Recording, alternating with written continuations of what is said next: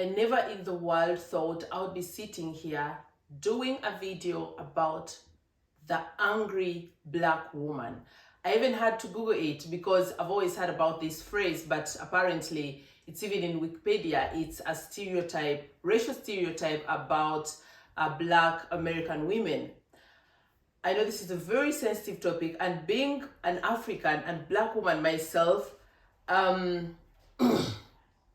it's tough, but I really have to say I'm beginning to wonder and think if that's actually true. Like I've had instances in my life when I've been like, oh my god, that angry black woman exists. And now I'm going to tell you why. This was really deeply triggered by the Karamoshow. I'm going to write a name. If you don't know his show, just look for him. So I love his shows, yeah?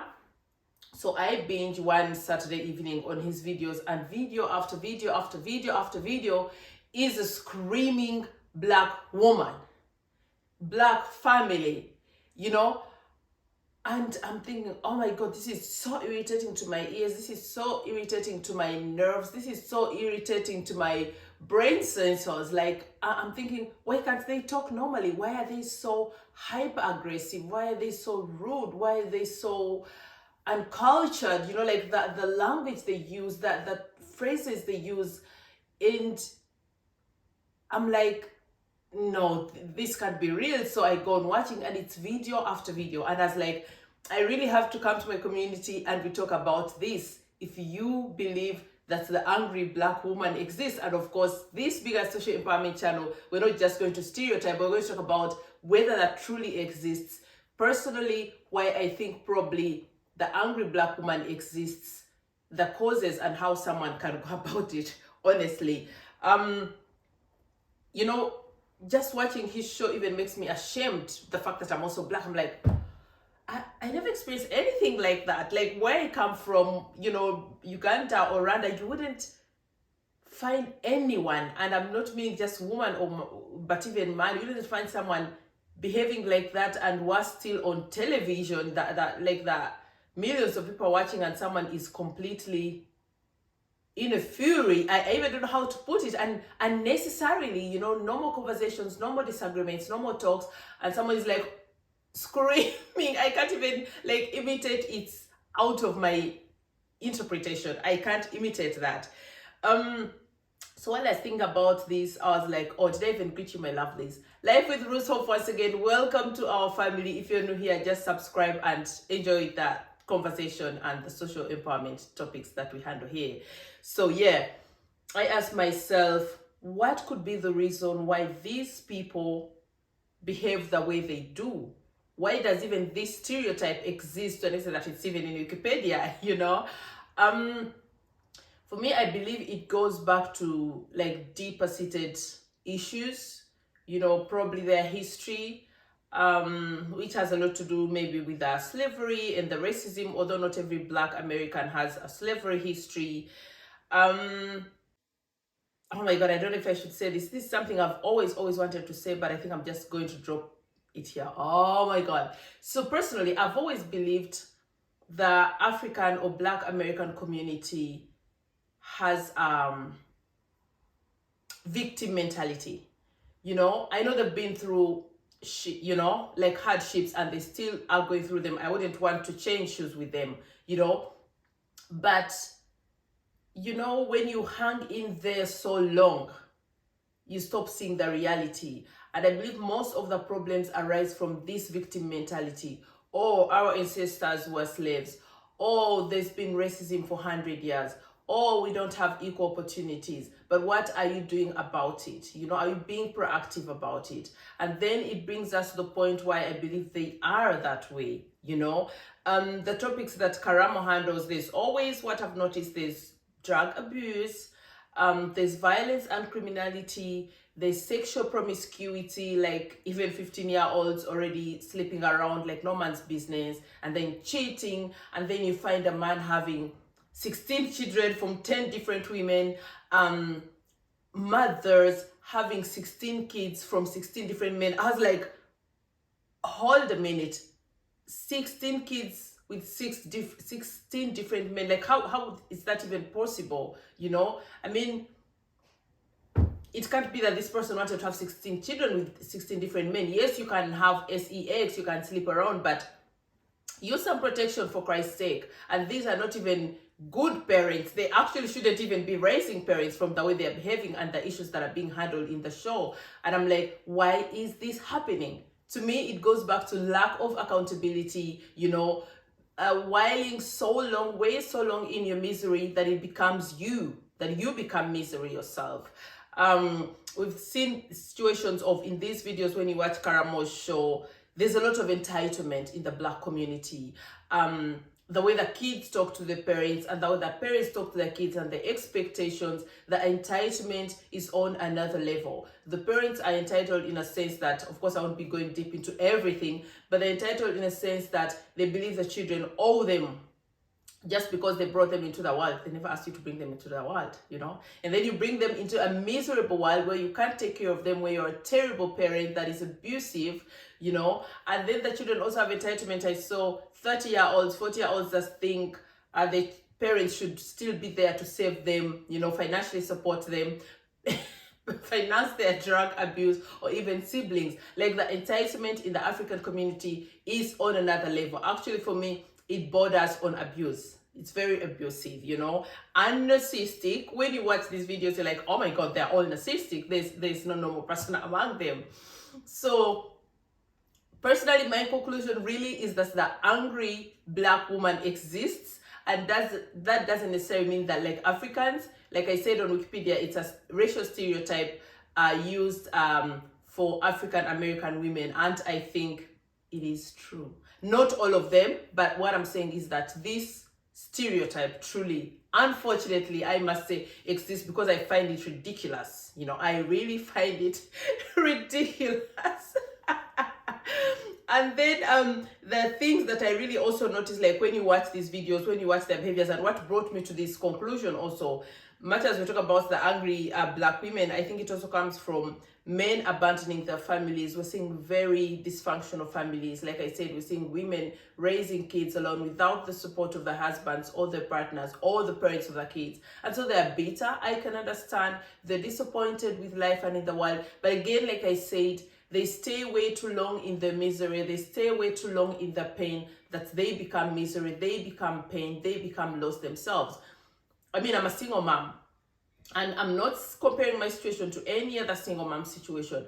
But when you're in a situation, you're free to mourn, you're free to take it all in and be sad and cry, but don't stay there way too long. You have to move on, no matter what it costs you. So I can't wake up every day and start crying, oh my God, I'm a single mom. Much as it was my choice to become a single mom, I asked for divorce, but still, it's never been a simple journey. But I can't just sit here and start whiling and complaining, oh my God, my marriage never worked out, I always dreamed it would work out, blah, blah, blah.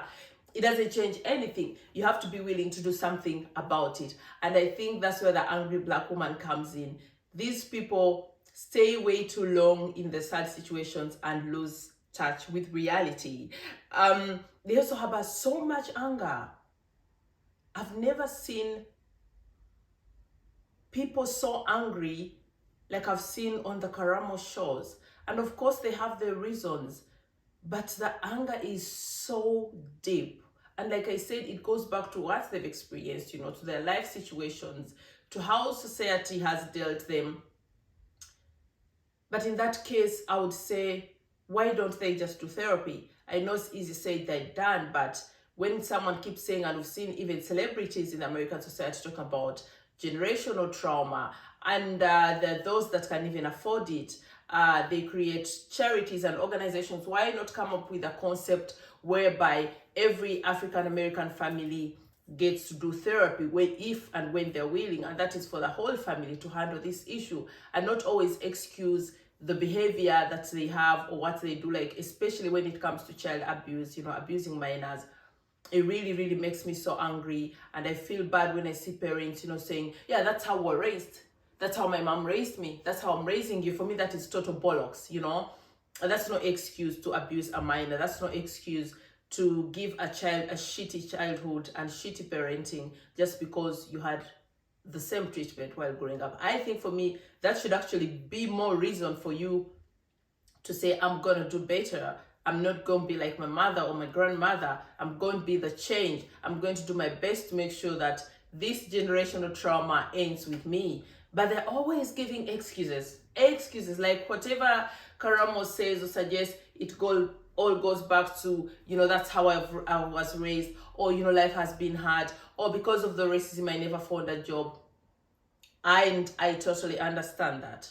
As a migrant German citizen, I know what that means. But for me, that's no reason to say my whole life is going to be effed up because of that. You have to be proactive. You have to do something about it. So again, actually, this video for me is just a food for thought. I want to hear your thoughts, What's your take on that? Do you truly believe that the angry black woman exists? In my case, I've concluded, I'm sorry, you cannot come for me, and it's not a form of disrespect, but I totally believe the angry black woman exists, especially in the American community, but not only in the American community.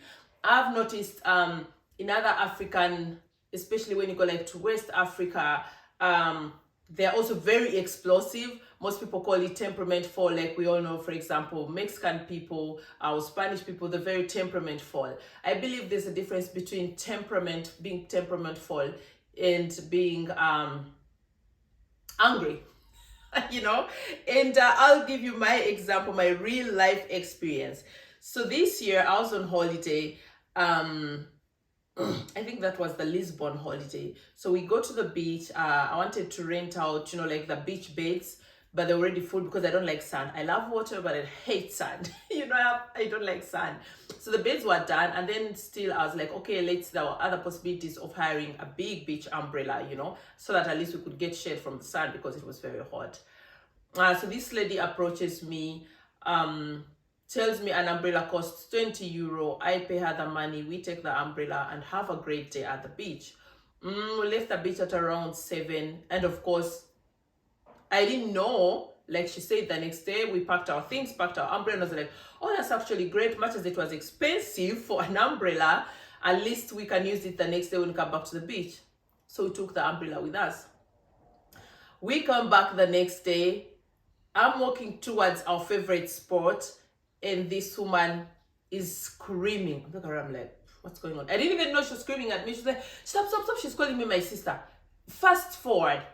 Just because we're both black, I'm not your sister. I really, really hate that. I know it might be rude, but I don't like that. I don't like strangers calling me sister. I know who my sisters are. I know who my family are. I have sisters that are chosen sisters through friendship, but don't call me sister just because we're both black, okay? I just hate that. So, okay, enough with the venting. She's screaming at me, calling me sister. She comes and she's like, oh, where did you take my umbrella? Blah, blah, blah. I can't even imitate her because for me, it's ridiculous. Ridiculous how someone can be so, like, gosh, like explosion. So I'm trying to ask her, what exactly are you talking about? What's the problem? We bought the umbrella yesterday. But she's screaming and talking way too much instead of just going to the point and saying, no, the 20 euro was just for the day. It would have been that simple. I would have understood it. It was already after like 5 minutes when I got to understand, oh, she's trying to tell me the 20 euro is just for the day. So you basically rented the umbrella. If you want it for the next day, you have to rent it again. And I tried to explain to her, oh, I'm sorry about that. I didn't know, because even when we left, I didn't see anyone asking me to give up the umbrella. So I was sure we had bought it. I mean, for 20 euro, who would think you've just borrowed it, And then I'm like, so how much do you charge for today? Instead of telling me this is how much I charge, she's still telling me, oh sister, you took my umbrella and blah, blah, blah. And this is a mature woman, an adult, not even a teenager. I think she was like in her 50s. And I'm respecting her, But I'm looking at her, my boys are standing beside me. They're in total shock. I'm in total shock because imagine you're on holiday. You're not even in the mood or even have the thought that someone can be screaming at you. So I was completely perplexed, to be honest. I was like in shock, and at the back of my head, very angry. Why is she calling me her sister? I'm not her bloody sister, Angry black woman, yeah? No, but it was really irritating, and I don't like that. That is familiarity to me. So she explains to me, I'm like, cool, chill, you know, I give you that 20 euros. So I was like, so what exactly happens when I'm done with my beach day? Do we leave the umbrella there? You come to us, so what happens? Because that's exactly where I took the umbrella, you know. She talks and talks and talks, and I'm like, please, just tell me what happens exactly. Yeah, I'll come and pick her. I was like, thank you, have a nice day. And I remember very well, as we turned our back towards her and I was walking away, I told my kids, oh my God, I think this is what they call the angry black woman. Like, on a serious note, I thought it out loud, and my kids are like, what do you mean? And then explained to them. But that was my first thought. I was like, oh, that's what they call the angry black woman. So that was my first experience of my first, say, trigger to think or to say, so the angry black woman truly exists, you know. That is, I'd always had it like a phrase. So for me, that is my real life experience of an angry black woman. And once again, to my black community out there, I'm not trying to disrespect anyone. This is just a food for thought, and I think it's very, very imperative and important that we talk about such issues, especially here on our social empowerment channel. I believe I have the right to talk about that as a black woman and as a social empowerment advocate. Speaking of social empowerment, of course, we really love to look deep into details of things and situations. So it would be very unfair, very unfortunate to just point out how ridiculous that is and not look at the deep causes probably and how to find solutions for that. So I'll just go through it very quickly so the video is not so long. Personally, I decided after my comprehensively looking at the situation, I believe the main cause of the angry black woman is, like I said, deep-seated trauma. Racism, of course, still plays a role, but for me, that shouldn't be a reason for someone to stay there way too long. Unemployment, which also is a result of very many unfair social situations. Again, separation, which goes back to racism, to feeling unworthy, because most of the time I notice all these people had a deep-seated insecurity, a deep-seated feeling of not being worthy, and, you know, like something was lacking within them. The failure to evolve, you know, getting stuck in the 1900s kind of parenting and values, that triggers me, okay? And I'm a social worker, and that really, really triggers me. We really have to move on. We really have to evolve. Humanity, and we as humans, we are evolving beings. So if you don't evolve and you're still stuck in the 1900s, then you don't even belong here, okay? I'm sorry about that. Poor parenting, of course, they pick bad habits from their own parents, generational trauma, unequal opportunities, exactly, social imbalances, you know, leading to criminality and drug abuse, which is a never-ending cycle. But as for solutions, I would say the beginning would be for the black community to be proactive, to start with good parenting, because I noticed that the entire damage stems from the parenting. My parents were like this, my grandparents like this, and then it goes on and on. But I'll give you an example of the African community, for example, where I come from. The people are poor, the people don't have the best situations, but instead of sitting back and saying, oh, we are a third world country, we don't have the resources, the education is expensive and so on, they are instead proactive to make sure that their children get a better life, get a better future. And that's why you'll find that in Africa, for example, education is something very, very important. They are being proactive, unlike in the first world where everyone just likes to complain and throw in the towel. And I think that's what is happening among the African or black community in America, causing the angry black woman and the angry black person, really, because even the men were basically like that. So you really have to be proactive, you know, concentrate, invest on good parenting, intentional parenting, education, do therapy, you know. Everyone actually in the African American community should do therapy, be offered the opportunity, should even be on a government system free of charge, you know, because this entire situation, this generational trauma affects the whole country. I am sure, you know, when we talk about drug abuse and so on, and criminality. Evolving, letting go of bad values and beliefs. Just because your grandmother spanked you all your life doesn't mean it was the best type of parenting. Equal opportunities, of course, to balance out these social inequalities, laws against racism, and then humanity. You know, racism will always exist. Even here in Germany, it's not so out there like in America, but it's still there. But I believe because of our laws, it still keeps it in check, you know. And those that are still out there, the bad apples, you can ignore them or live with them. to put it mildly. Wanting and doing better for yourselves. Like I said, no matter what kind of tough situation you're in, you have the right to mourn, you have the right to be sad, you have the right to cry about it, but don't stay there way too long, you know, because that's a losing situation. So want and do better. Stricter laws against drug consumption, sale, and abuse. For me, I always say people who deal and sell drugs should be getting the biggest punishment that there ever is in this world, because what they're doing is murder people.